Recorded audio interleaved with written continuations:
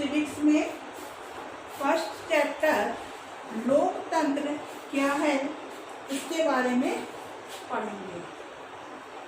किसी भी देश में देश को चलाने के लिए शासन की आवश्यकता होती है।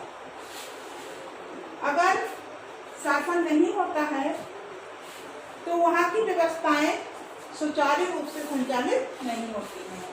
कोई भी ऐसा व्यक्ति किसी भी ऐसी प्रकार की व्यवस्था जो कि समान रूप से लोग जिस व्यवस्था को माने उसे हम कहते हैं शासन।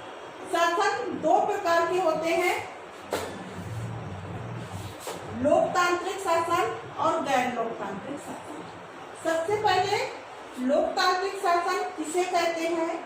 लोकतांत्रिक शासन एक ऐसा शासन है जिसमें शासक जो है वो लोगों के द्वारा चुना जाता है, यानी कि चुनाव होते हैं और व्यक्ति अपने शासक का चुनाव करता है। जैसा कि हम उदाहरण लेंगे, भारत सबसे बड़ा लोकतांत्रिक देश है और यहाँ पर जनता के द्वारा ही शासकों को चुना जाता है और इसलिए भारत एक लोकतांत्रिक देश है। दूसरा शासन का प्रकार है गैर लोकतांत्रिक, जिसमें कि शासक जो है वो लोगों के द्वारा नहीं चुना जाता है। अगर कोई राजा है तो उसका पुत्र ही राजा बनता है। इस तरह की व्यवस्था को हम गैर लोकतांत्रिक शासन कहते हैं। और उदाहरण के लिए सऊदी अरब में कोई भी चुनाव नहीं होते हैं, न जनता अपना मत डालती है कि किसको राजा बनाया जाए और किसको ना बनाया जाए। सारे अधिकार वहाँ के राजा के पास ही होते हैं। अब लोकतांत्रिक शासन किस शासन को कहेंगे, उसकी अपनी कुछ विशेषताएं होती हैं, कुछ लक्षण होते हैं जिससे कि हमें पता चलता है कि यह लोकतांत्रिक शासन है। तो लोकतंत्र की विशेषताएं ये बहुत ही इम्पोर्टेंट, बहुत ही महत्वपूर्ण जो है प्रश्न है कि डेमोक्रेसी की ऐसे कौन से कैरेक्टरिस्टिक्स हैं जिससे कि पता चले कि लोकतंत्र शासन जो है वो सबसे अच्छा शासन होता है।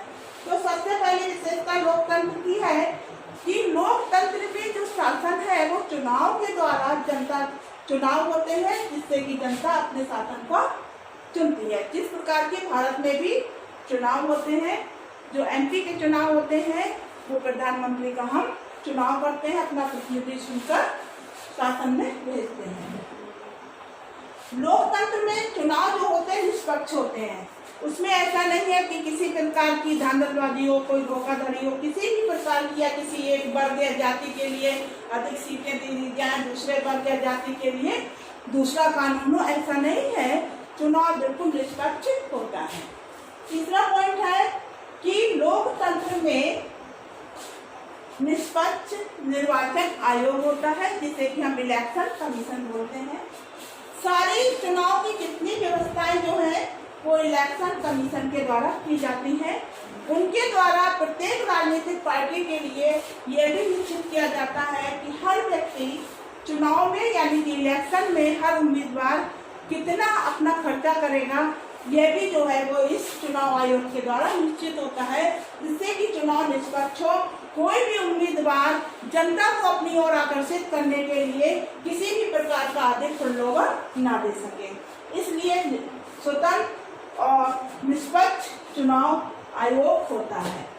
एक स्वतंत्र और आगे जो मुख्य विशेषता है लोकतंत्र की कि एक स्वतंत्र न्यायपालिका होती है जिसमें सबके लिए जितने भी भारतवर्ष उस शासन में या उस देश में जितने भी लोग रहते हैं, जिस समुदाय के जिस समूह के लोग रहते हैं, सबके लिए एक समान न्याय व्यवस्था होती है। ऐसा नहीं है कि अगर प्रधानमंत्री है या कोई मंत्री है या नेता है तो उसके लिए कानून दूसरा है और सामान्य जनता के लिए कानून दूसरा है। ऐसा नहीं है, कानून सबके लिए समान होता है, चाहे वो ऑफिसर वर्ग से हो या सामान्य जनता हो।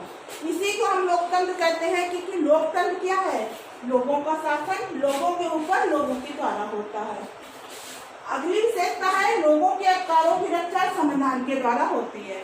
जितने भी लोगों को अधिकार दिए गए हैं, स्वतंत्रता का अधिकार, कहीं भी रहने का अधिकार, अपने विचारों की अभिव्यक्ति का अधिकार, इस सब की रक्षा किसके द्वारा होती है? संविधान के द्वारा होती है।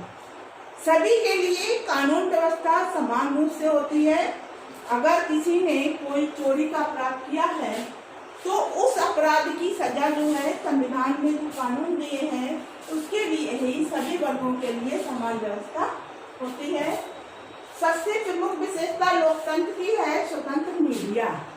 स्वतंत्र मीडिया प्रचार प्रसार का माध्यम, जिससे कि लोकतंत्र की जब तक कमियां की क्या कमियां हैं, जो भी हमने अपना प्रतिनिधि शासन में भेजा है चुनकर, वो ऐसा तो नहीं है कि वो जनता के आशाओं के विरुद्ध किसी प्रकार का कानून बना रहा हो, तो उसकी आलोचना करने के लिए स्वतंत्र मीडिया बहुत ही अधिक आवश्यक होती है।